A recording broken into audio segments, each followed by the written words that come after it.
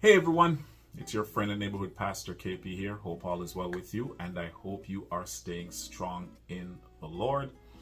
Welcome to my YouTube channel, The Silent Majority. On this channel, man, I am looking forward to sharing a lot of things with you from my perspective, my opinion, my experience, right? I'm not speaking on behalf of any of my former churches or the current church or churches that I'm at. I'm not speaking on behalf of my conference. I'm not speaking on behalf of my union, my division, or the General Conference of Seventh-day Adventists. It's just my own personal look and perspective on things. All right. So subscribe. Please subscribe. Make sure to subscribe and leave a comment. Like as well. And share the content with your friends and those who you think would really appreciate the things that I'm sharing. Talking from just being an Adventist and also specifically being an Adventist pastor as well. That's what I am dealing with, giving you some insights into what the Seventh-day Adventist Church is like, what it is like to be a pastor, what's like to be a member and a pastor, all right? All types of things, man. So I'm dishing out some things, and I'm gonna be honest, I'm gonna be fair, I'm gonna be kind and loving, and I think I'll entertain discussing the discussion of topics, or discussing a little tongue-tied there, discussing topics that might be a little bit controversial, or it's generating a lot of debates and all those different things, man. But I'm not gonna entertain it from the standpoint that I've seen others do, where the church is being attacked. And I'm a faithful, committed, dedicated Seventh-day Adventist, right? And I love my church. I believe that this church is has a message for these last days. We're doctrinally sound, biblically sound. Are we perfect? No. We're not perfect. We're all sinners. And so do we have some bad apples amongst us? Of course we do. All denominations do, right? But I love my church, and I'm not going to spend my time tearing it down or highlighting all the negatives and all that sort of stuff. No, if there are some things to be highlighted, I'll do so, but from a respectful standpoint. So I just want to put it out there in terms of who I am and where I'm coming from, man. I'm not here to disrespect or to attack people, and I hope your comments won't be doing that as well. If you have some questions, put them in the comment section, and I'll do my best to respond to it. My friends will see it, and perhaps they'll share it with me. If there are a lot of them and I can't keep up, they'll do that as well. All right. So in this particular video, I am going to talk about how I came into ministry. And what that journey was like. Of course, I'm not going to make these videos too long, so if I have to pick up on it in another video, then I'll do so, right? But generally speaking, when it comes to going into ministry, pastoral ministry, being an evangelist, whatever, teaching, but, in our schools, as far as religion and theology is concerned, we look at it as a calling, meaning that you feel an impression from God. You sense God nudging you and pushing you in a certain direction. And that's how it was with me, right?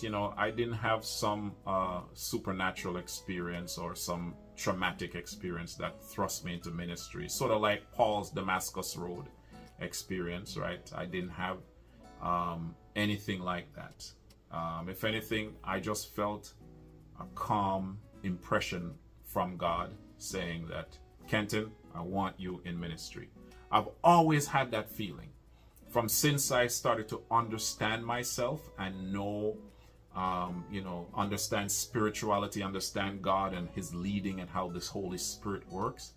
I always felt impressed that God wanted me in ministry, or that's where I need to go. I didn't know how to work it out just yet. I wasn't even thinking of I wasn't formulating any thoughts in terms of how this thing was I was just busy trying to get through, high school, elementary, first of all, junior high, then high school. I was playing sports. I was into track. I was focused on all those things, man. But God has a way of really arresting your attention when he wants something for you and he wants you to get into to go a particular path, right? Of course, he's not going to force it, but he knows our mind, he knows our hearts, he knows our personality, and he knows that we are willing to give him permission to direct our lives. And that's always been my life. I came to Canada from Jamaica, and my mom was a Seventh-day Adventist Christian, committed to a church there. And she did her best to raise me and my brother. My brother passed away in 1997, right? Took ill in 1996, and he passed away in 1997. But I always felt impressed to get into ministry, and but I wasn't too sure how it was going to happen, right? So as far as getting into ministry is concerned, my brother and I felt the same impression, but he was a bit more serious in terms of what he wanted to do. He wanted to be a minister. He wanted that, so he started to walk the walk, talk the talk. He was like 6'3", 6'4", excellent basketball player. And at one point he just decided that, listen, I'm just going to focus on this.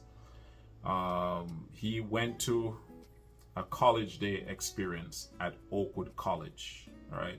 Not university yet, it was college at the time.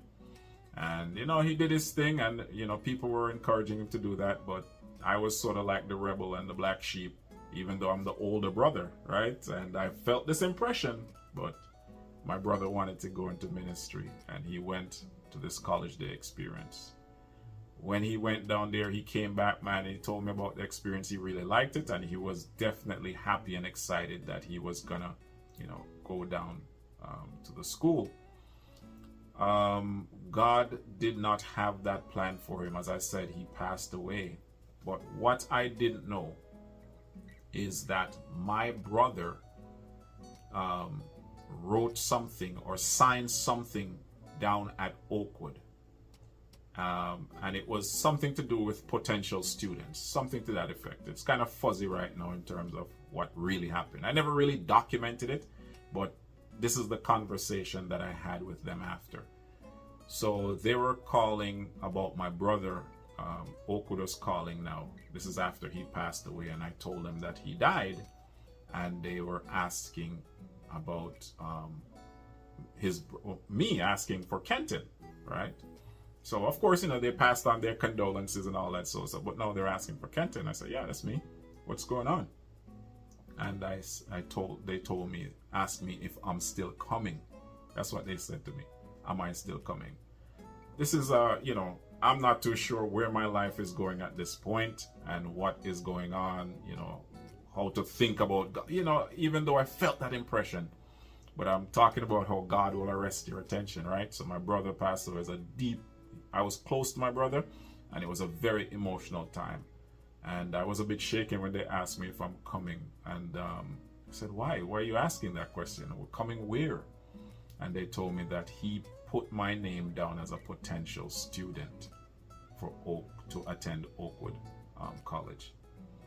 And, from that experience, man, told my mom that conversation I shared with her. She was happy. She was excited. She's always told me that. I've always prayed that I want, you in particular. She said both of her sons, but me in particular, she wanted to see me in ministry. And, we just got a whole bunch of stuff together, because let's just say I got that call maybe June of 98 or something like that. And they wanted me down there in August, right?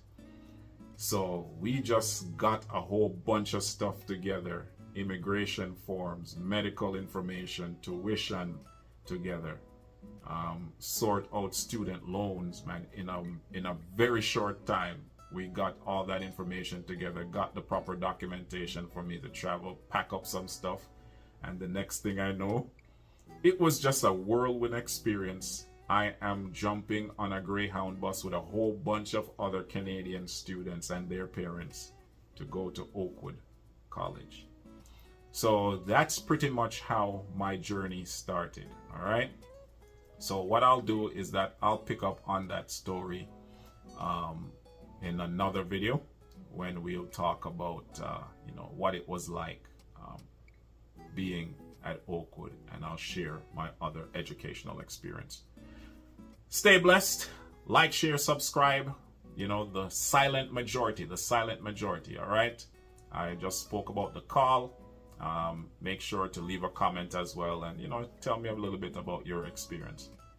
Until next time, only what you do for Christ will last. Stay blessed.